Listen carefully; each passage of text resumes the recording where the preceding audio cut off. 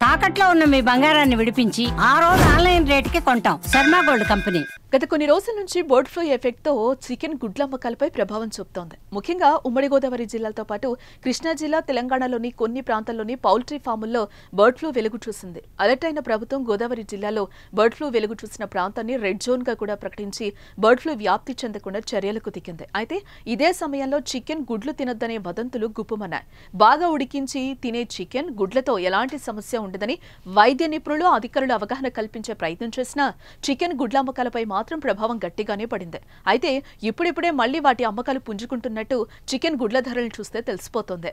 మరోవైపు bird flu వదంతులు పోగొట్టేందుకు సిద్ధమైన పౌల్ట్రీ పరిశ్రమ నిర్వాహకులు ఉచితంగా చికెన్ గుడ్లు పంపిణీ చేస్తున్నారు.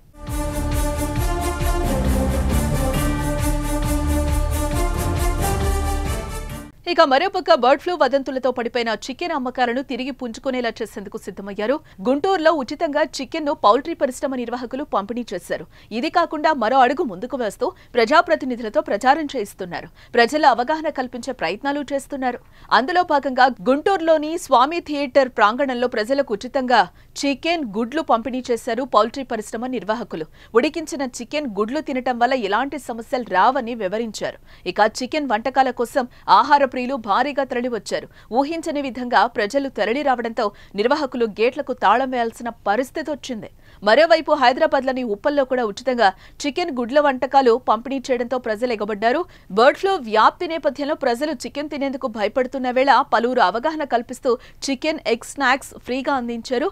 ఈ మేళాలకు జనాలు ఎగబడ్డంతో నిర్వాహకులు తీవ్ర ఇబ్బందులు పడ్డారు.